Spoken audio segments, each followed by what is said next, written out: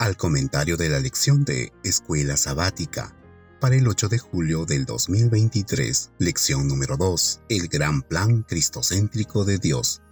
Bienvenidos a nuestra segunda lección, la segunda semana del estudio del libro de Efesios en nuestro trimestre de la lección. Fue escrita por el pastor John McVeigh, es el presidente de Walla Walla College, y el título de nuestra lección esta semana es El gran plan cristocéntrico de Dios.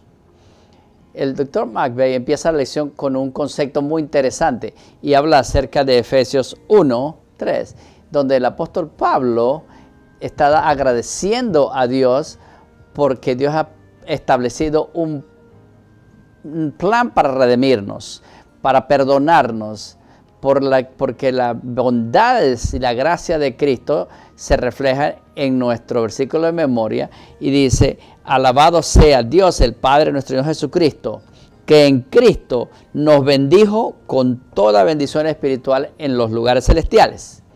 La lección de esta semana abre lo que significa ser bendecido por las bendiciones espirituales en lugares celestiales. En la parte del domingo, el domingo decía elegidos y aceptados en Cristo.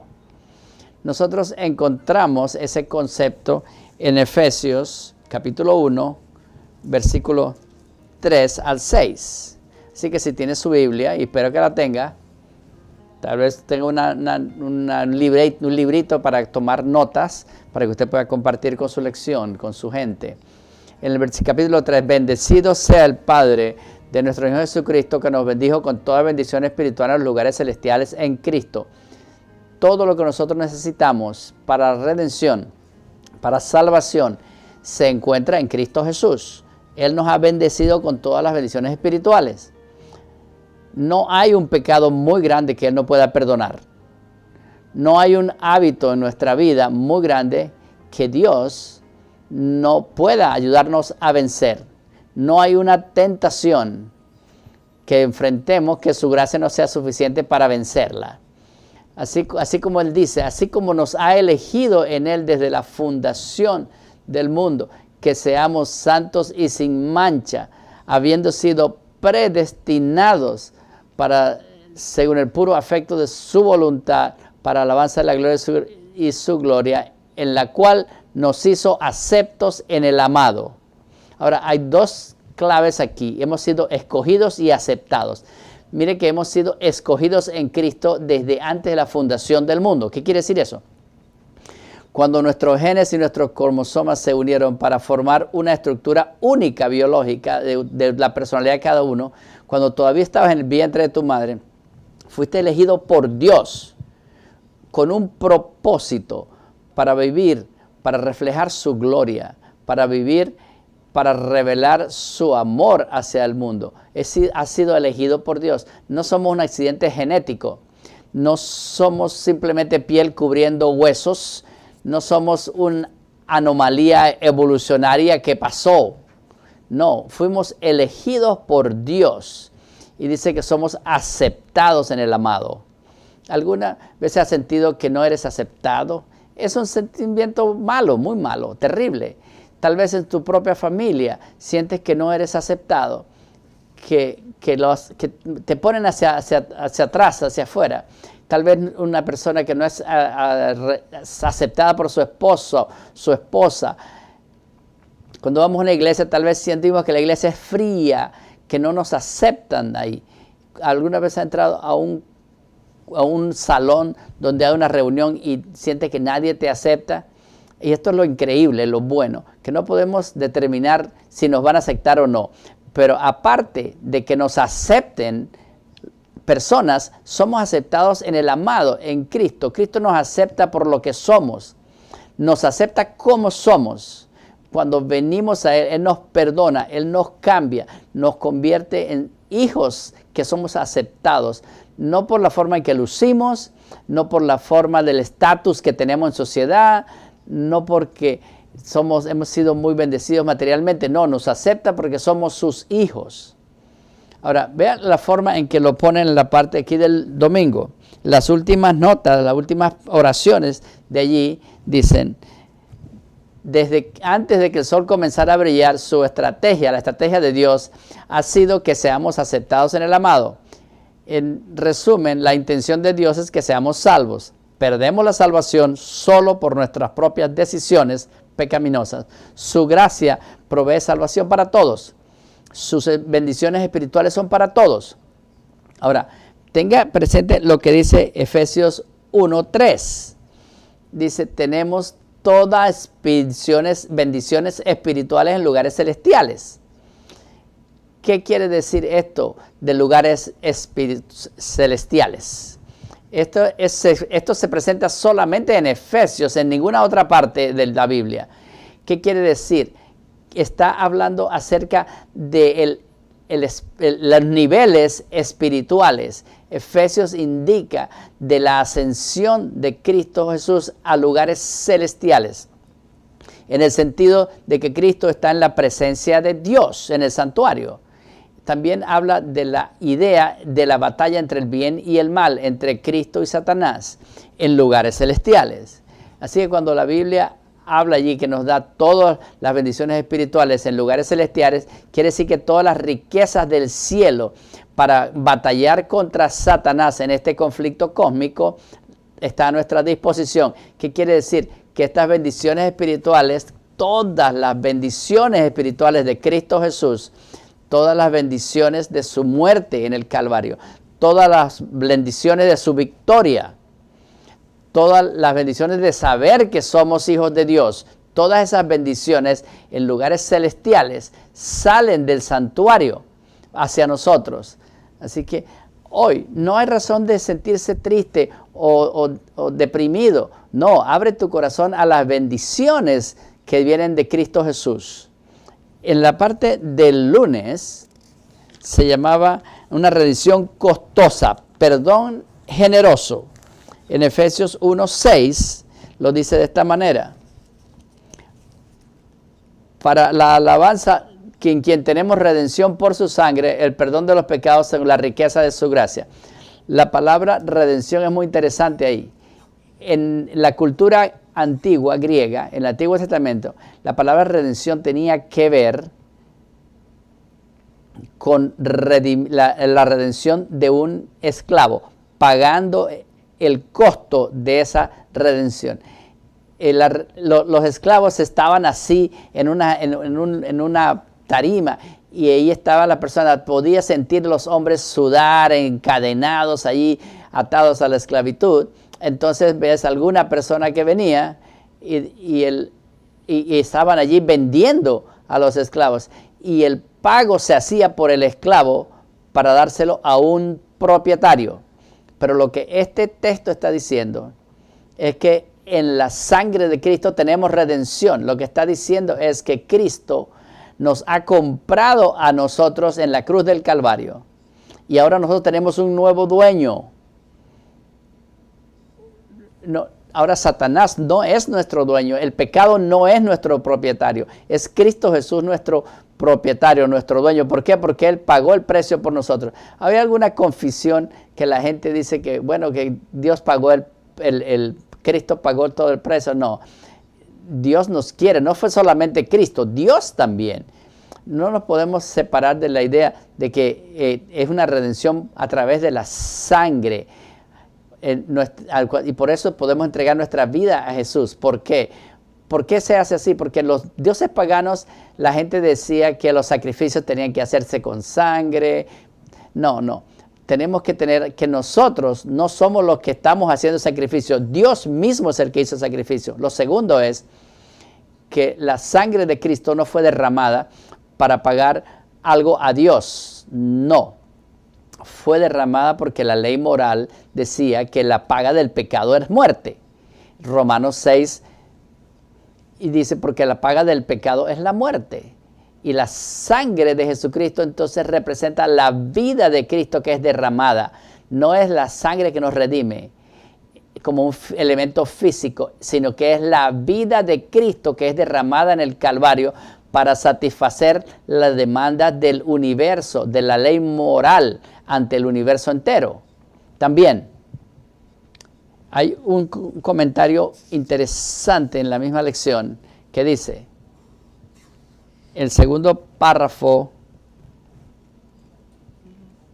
después de la sección de dice redención, dice, nuestra libertad tiene un costo extremo. En él, Jesús, tenemos redención por su sangre. La idea de la redención también se celebra la generosidad misericordiosa de Dios al pagar el alto precio de nuestra libertad. Dios nos da libertad y dignidad. Ya no somos esclavos. No somos esclavos. En Cristo Jesús tenemos un nuevo dueño. En la parte del martes, dice el gran plan cristocéntrico de Dios. ¿Cuál es el plan de Dios para redimirnos? ¿Cuál es el plan de Dios en salvarnos? ¿Cuál es el propósito de todo esto? Y lo encontramos en Efesios 1, 9 y 10, dándonos a conocer el ministerio de su voluntad, según su beneplácito. ¿Cuál es su beneplácito? El cual se había propuesto en sí mismo de reunir todas las cosas en Cristo, en la dispensación del cumplimiento de los tiempos, así las que están en el cielo como las que están en la tierra. El propósito del plan de redención es reunir todas las cosas en Cristo, en el cielo y en la tierra. Ahora, ¿cómo la cruz puede reunir todo? ¿No están juntos en el cielo? Sí, la cruz representa el inmenso amor de Dios. Y es un punto en el enfrentamiento entre el bien y el mal. Demuestra que Satanás es un mentiroso, que dice que Dios nos tiene una ira contra nosotros. La cruz del Calvario demuestra que Dios no está furioso, sino que es un Dios de amor y que ofrece ante todo el universo un espectáculo para rescatar al hombre, al ser humano. Ahora, en la cruz, los pecadores son reunidos juntos en la redención de Cristo a través de su perdón, su gracia y su misericordia. Los pecadores se unen allí con los seres celestiales en un proceso de redención, de que un día todos podamos vivir con Cristo por la eternidad. Mire que el texto dice de manera tan clara, en el versículo 11, en quien tenemos una herencia, tenemos una herencia en Cristo Jesús. Esto nos lleva a la parte del miércoles. Efesios 1, 11 y 12, en quien hemos obtenido una herencia, habiendo sido predestinados conforme al propósito que hacen todas según el designio de su voluntad, a fin de que seamos para su alabanza, su gloria. Nos ha dado una herencia. ¿Alguna vez has heredado algo? Vamos a suponer que usted tiene un tío muy rico y tú lo conoces, pero es un tío que no se relaciona mucho, está separado, no lo has visto en 30 años, pero de pronto muere. Y muere y no tiene nadie que le herede. Y finalmente,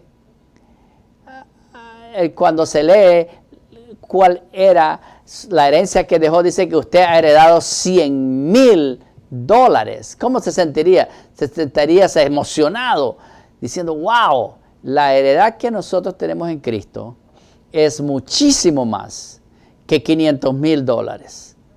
La heredad que nosotros tenemos en Cristo es eternidad, la eternidad.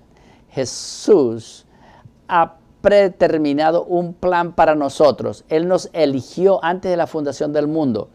En la cruz fuimos redimidos, en la cruz fuimos perdonados. Y a través de su ministerio como su sacerdote, el Espíritu Santo viene a nuestras vidas. Y su propósito es unir todas las cosas en Cristo. Y nosotros tenemos una herencia, que es algo por lo que debemos regocijarnos. Ahora, la idea de este plan predeterminado, ¿qué significa? ¿Qué quiere decir que Dios nos ha predeterminado un plan, que estamos predestinados? Algunas personas se confunden con el versículo 11, donde dice en quien hemos sido predestinados para una herencia de acuerdo al propósito, de acuerdo a todo su voluntad. ¿Qué quiere decir esto, estar predestinado? Bueno, cuando nosotros nacimos, y antes que naciéramos, Dios ya había diseñado un plan para nosotros. Ahora, a través de Efesios 1, y confiando en Dios y creyendo en Dios, hay este plan que está prediseñado. No es un plan que se hizo a última hora, no. Ni es un plan del que no te puedes salir, sino que está determinado por nuestras elecciones. Nuestra elección de decidimos recibir la gracia de Dios, recibimos las bendiciones espirituales, confesamos nuestros pecados, nos arrepentimos de nuestros pecados, recibimos su perdón, su gracia, su salvación, su poder. Esa elección determina si vamos a recibir nuestra heredad o no. Pero Dios nos ha diseñado un plan anticipadamente para que lleguemos a su reino. Nosotros podemos elegir personalmente si queremos seguir su plan o si queremos hacer nuestro plan. No es algo que nos ha predestinado, que no tenemos ninguna opción. No, nosotros elegimos si aceptamos el plan predestinado de Dios para la salvación o si la rechazamos. En la parte del jueves, en Efesios 1, 13 y 14, Pablo nos da un resumen corto de qué estamos hablando acá. Así que vamos a mirarlo un momento, Efesios 1, 13 y 14, y dice, en el cual también, en Cristo Jesús, también confiasteis vosotros, habiendo oído la palabra de verdad, el evangelio de vuestra salvación, y en quien habiendo creído en él, fuisteis sellados con el Espíritu Santo de la promesa.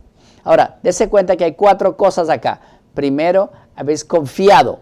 Segundo, esa confianza está basada en lo que has oído de la palabra de Dios. Tercero, has creído. Y cuarto, eres sellado con el Espíritu Santo de la promesa. Ahora, esta es parte en cómo confiamos en la salvación. Venimos a confiar oyendo la palabra de Dios. La palabra de Dios nos revela la gracia de Dios, de Cristo. Nos revela la misericordia de Cristo, el plan de salvación de Juan 3:16, que así amó Dios al mundo, que dio a su único Hijo, para que cualquiera que cree en Él no se pierda, sino que tenga vida eterna. El versículo 17, porque Dios no envió a su Hijo a condenar al mundo, sino que el mundo sea salvo por Él.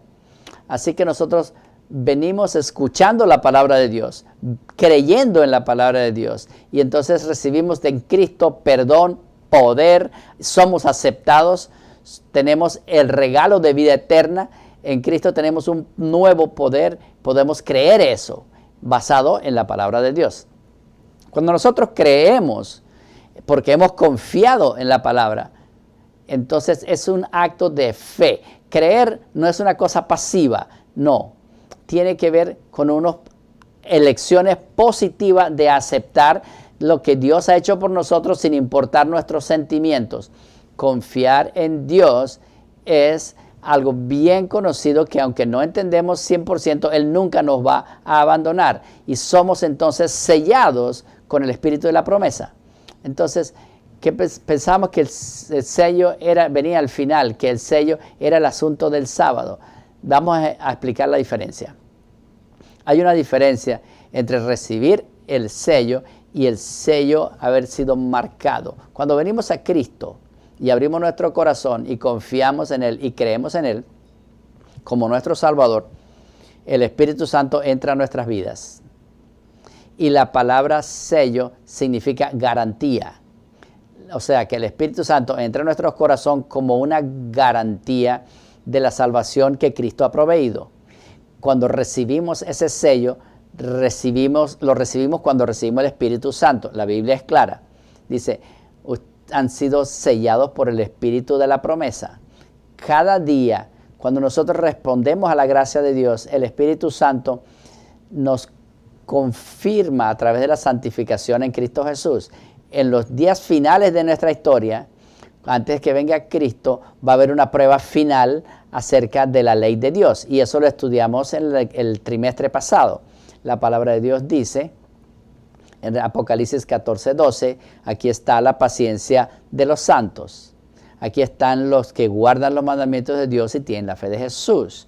Eso está en contraste con los que adoran a la bestia. Así que tienen la gente que va a estar adorando al Creador y adoración a la bestia. Tenemos el conflicto entre el sábado y el domingo. Y mientras la marca de la bestia va a ser enforzada por ley y nosotros aceptamos el verdadero sábado de Dios y nos mantenemos firmes, como dice Elena de White, el sello de Dios es estar afirmados en la verdad. Y dice, el comentario bíblico dice, el sello de Dios es estar afirmado en la palabra de Dios espiritualmente e intelectualmente, que no podamos ser removidos. El sábado es la manifestación externa de que estamos afirmados en la verdad y que no podemos ser movidos. El sello es una marca, es puesta cuando llegue la ley dominical, la gente va a recibir el sello de Dios o la marca de la bestia. Nosotros hemos sido sellados por eternidad para pasar la gran tribulación.